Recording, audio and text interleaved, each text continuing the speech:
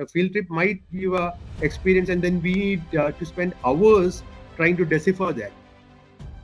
The current generation again is a little bit less what you call physically attached to nature as compared to the emotional attachment brought on account of their connectivity. If we can afford it, how many of us will actually send our children using the public transport system, or send them to a public funded school, a government school, or allow them, give them the money and ask them to shop for themselves?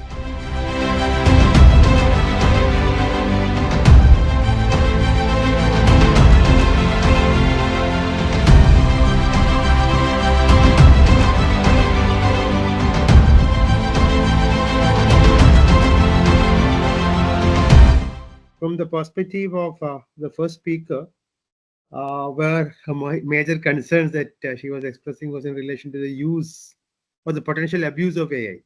So yes, there is a possibility, and Devadas was also on that same area as giving an input with respect to how AI can be constructively used.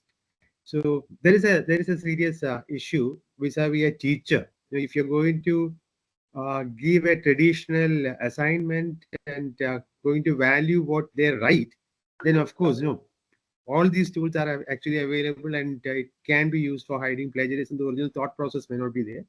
So that is a reality. And if you look at it, industry has actually accepted and adopted it, and a large number of earlier available jobs are now out.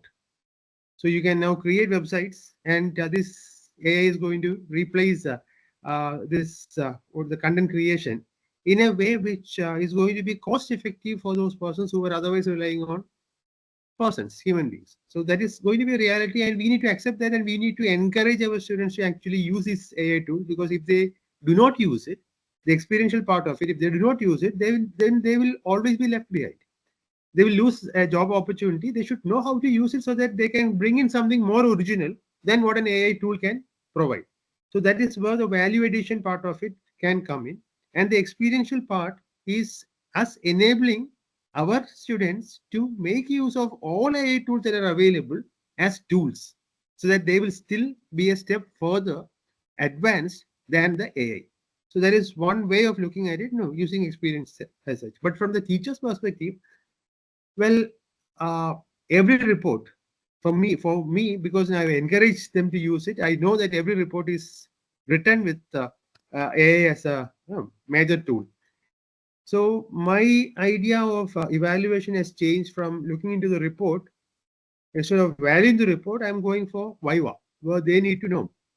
They might have used some tool, but the thrust will be on how they are going to, how they have assimilated it, how they have integrated it, how they are going to make it their own, and then come out, because questions can be asked of anything.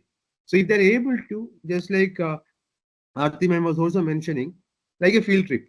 So you have used all these tools, they have collected whatever material that is necessary. Now they have a report with them. Forget the report. I ask you questions, you give me answers.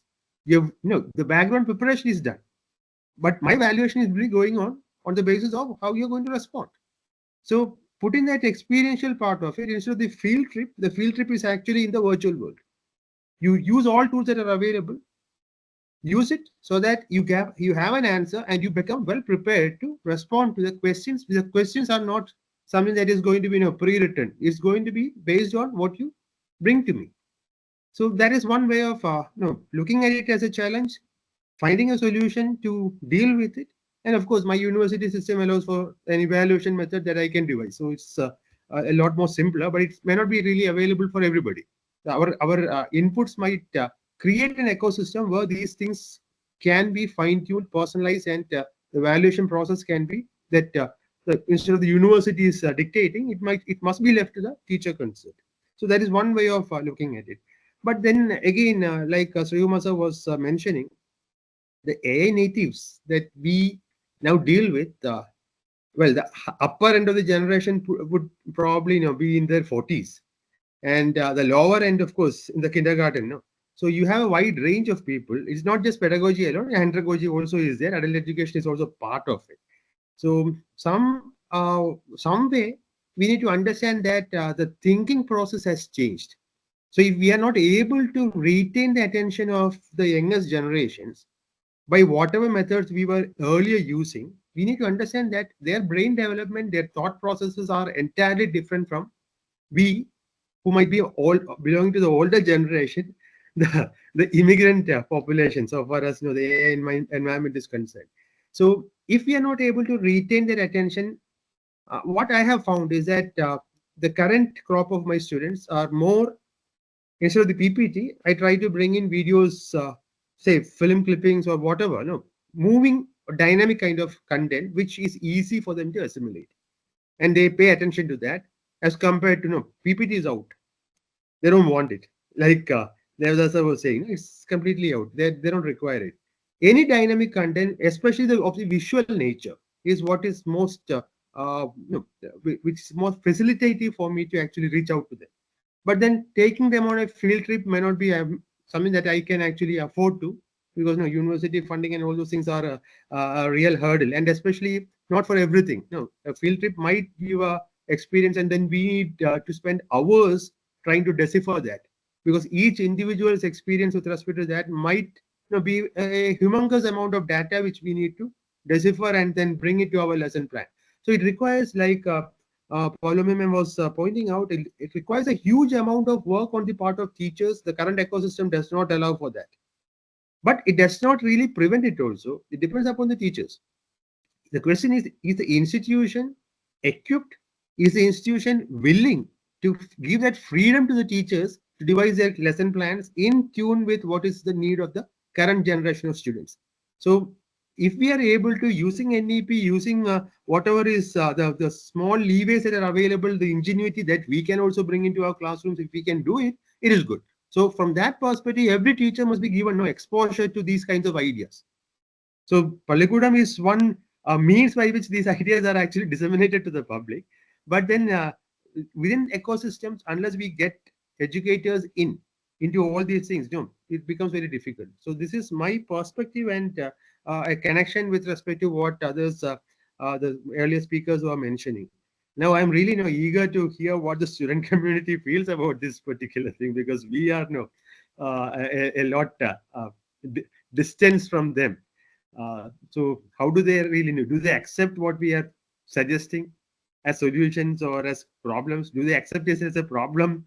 What exactly is the position? And then the nature part of it is also important, because there are the current generation again is a little bit less, what you call, physically attached to nature as compared to the emotional attachment brought on account of their connectivity.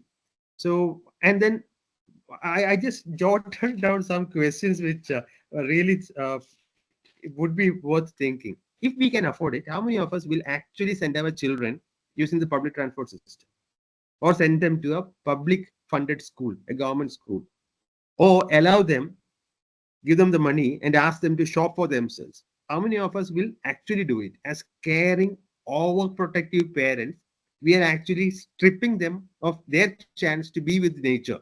And that nature is not just the mother nature kind of a thing, but the ecosystem in which they are living in.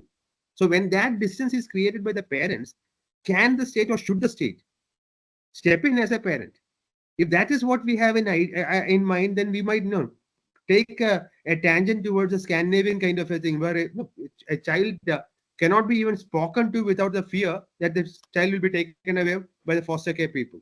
So do we need to create that kind of an environment also? That is also part of it. Again, that's my thoughts for the time being. Thank you.